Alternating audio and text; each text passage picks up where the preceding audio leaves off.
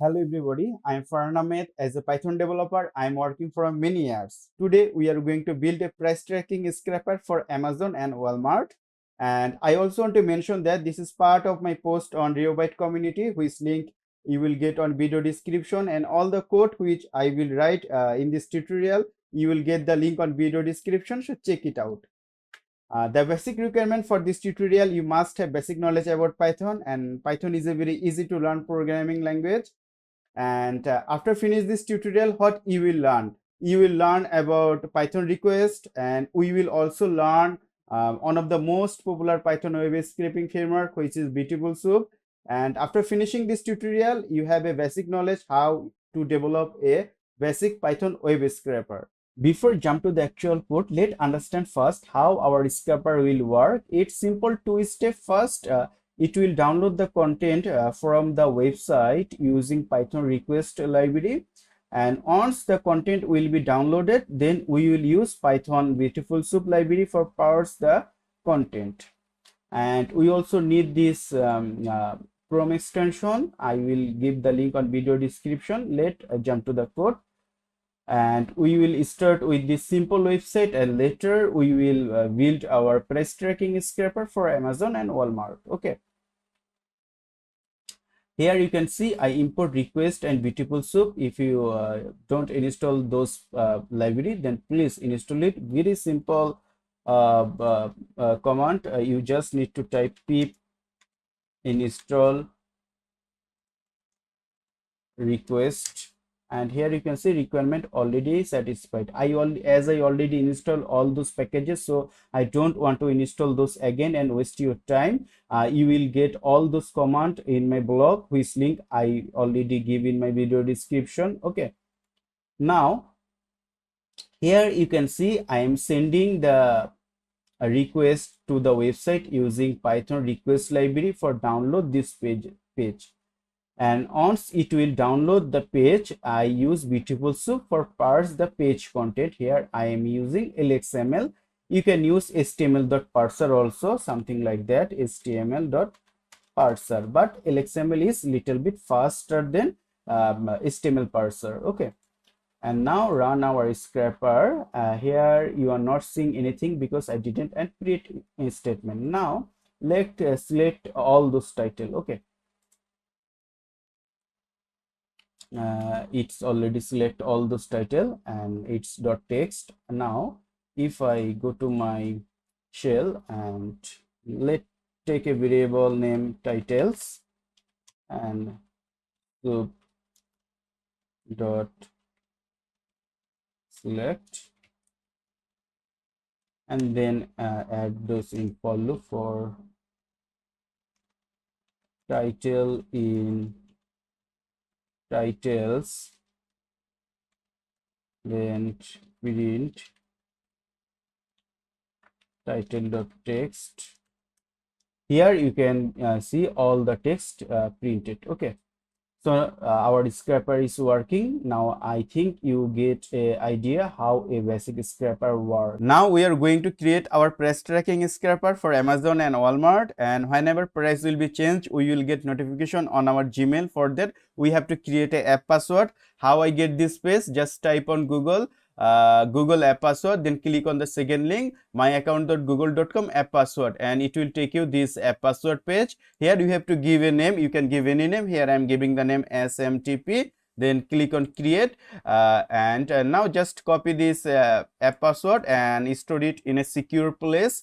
Now we are almost ready to use Google SMTP server in our price tracking scraper. Also, I just want to mention that if you don't enable two-factor on your Google account, then please enable it first. Otherwise, you can't set up the password. Now we are going to build the Amazon price tracking scraper, and it will send a notification automatically when the price will be changed. Let's assume we want to get email notification when the price will be less than 80. Let you show the scraper so you can understand. Here you can see this is our scraper. Let's break down the code. First we import all the necessary library which is request, Beautiful Soup and SMTP lib, and then here this is our page URL. and here we are actually downloading the page content using Python request library. Then we are parse the page content using Beautiful Soup. Then we are using soup.find method for find the text from the HTML. There are a lot of method in Beautiful Soup. You can use soup.find, you can use soup.select. If I explain all those methods, then this video going to be very long. I want to keep it short. Then here I use price.text for get text from the HTML.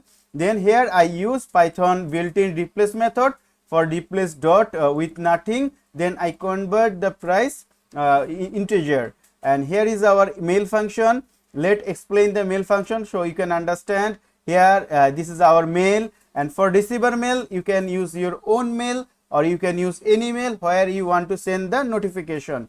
This is our subject, this is our message, and this is our Google SMTP setting. Okay, and here you can see a server.login. This is login to our email, and after login it's sending the mail. Okay, and please keep in mind for your app password, your app password was something like that. You have to remove all the spaces from your app password. Please keep in mind you already remove all the spaces. Here you can see I give my app password and also remove all the spaces. That's our mail function, and this is our check notify function, because we don't want to send notification every time. We only want to send email notification whenever the price is less than 80. So here, so there you can see the logic. If price is less than 80, it will call the email function and send the email notification. So let's run our scraper so you can understand, and let's delete this mail, and now we will run our scraper, and here you can see it's already extract the price from the pages, and you can see we already get the email notification. Here it's saying great news, the price is dropped, the new price is now 79, and our scraper is working. Now we will work on Walmart also. And when you create a scraper for a website like Walmart or Amazon, then there might be a high chance they are blocking you. Right now I am getting blocked from Walmart. If I show you, you can see right now I am getting blocked from Walmart. So how to solve this problem?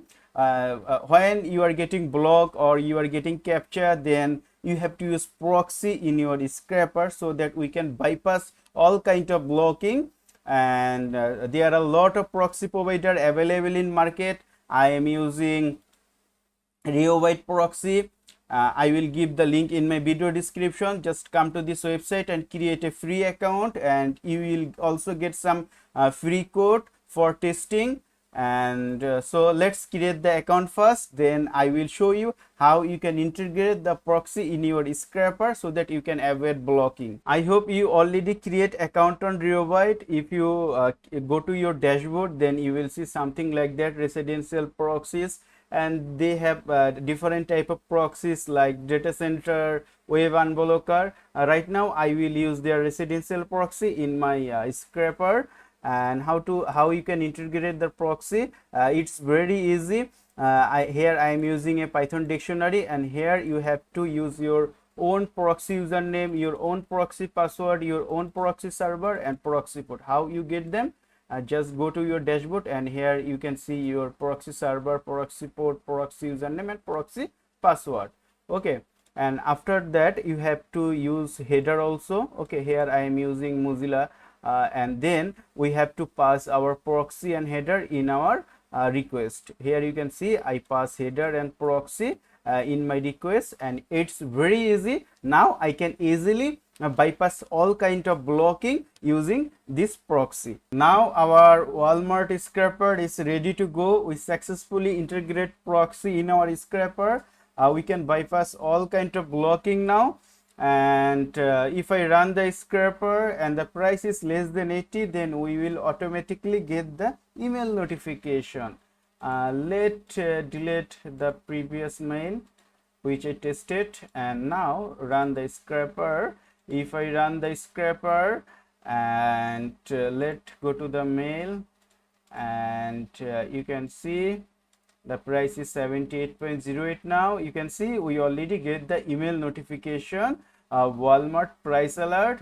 Great news, the price has dropped. The new price is 78.08, which is currently 78.08. Okay, our scraper is working. If you like this video and you are interested in joining other web scraping expert like myself, then please join the community, link in description.